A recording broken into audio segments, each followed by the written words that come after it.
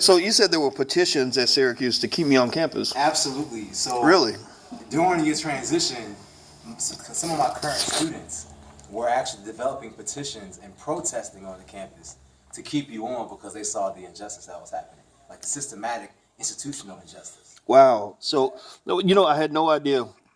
And it's funny. I mean, I didn't walk away with any ill will toward the university because people, that's why the class that Damon and I teach is focused on owning your own shit, so that you don't have to live under somebody else's rules. And that experience is part of what shaped that mentality. Right. Because I was like, well, this is their campus; they can do what they want. Right. But it didn't make any sense because I always, you always grow up with the myth as a black man that if you just work hard and you behave, then, oh, thank you, brother, that good things are going to happen, that you're going to get rewarded and be taken care of. But here I was working hard. I was successful at what I did.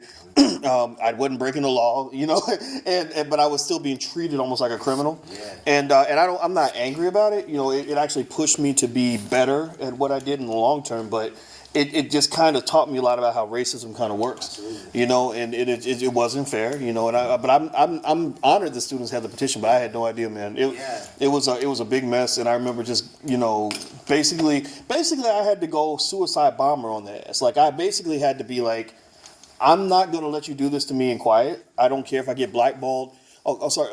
There, he's giving me my shirt. Okay. I said, I don't care if I get blackballed from the industry, because that's how they scare everybody in the silence. Oh, we'll blackball you. I was like, fuck you. This is wrong. Right. And I don't care if I destroy my whole career. I'm going to yell at the top of my lungs, and you're not going to abuse me in the dark. I'm not like some little 4-year-old that you're going to intimidate. Like if you tell anybody, I'm going to kill your parents. No. I'm not scared of you. And so I used all my resources. I was talking to the media. I was doing everything. And I think the chancellor got nervous about it. And that's why they created that little artificial job thing. But I think at the end of the day, I felt like, oh, thank you, brother. I felt like everybody lost. I felt like it was hard for me to kind of make things right. I think the students lost because they needed that kind of diversity. I think the university lost because I had people that would come to me and they say, yeah, you're the only professor I even know of at that school. And I just, it was just confusing. But that's what racism is. It's very confusing. And it's subversive.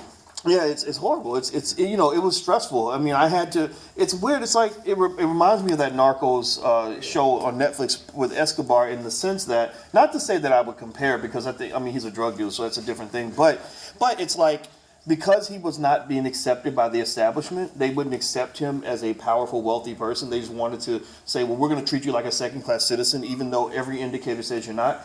It caused him to have to act out. He started blowing things up and killing people to make his point. And that's how I felt. I was like, I'm going to blow up your spot in order to make sure you understand, like, I'm not trying to run around here and run shit, but I'm not your boy. You're not going to treat me like I haven't done anything in my life or like I'm a bad person. That's not going to happen. Right. So thank you for telling me that, brother. And I'm going to get on out of here, man. But that was great. So I just wanted you guys to hear that story because I thought it was a really good one. And I'm going back into the studio because Dame's waiting for me. What? Yeah, we're going to shoot now. And so I had to tell my story. And this is Tiara behind me. Tiara is the producer. Do we go this way to get in, or? We're trying to get back to the set. No, we're gonna do boss moves now. Hey, Dusko. Hey, how you fellas doing? Good to see you, bro. Okay, so this is what everything looks like where we're shooting on the set. Did I give you what you wanted? Yes, sir. All right, my man. Thank you. Thank you very much. Oh, thank you, brother.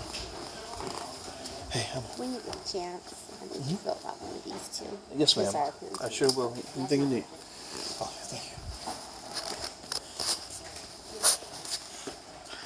Okay, I'm here. Hey, what's happening?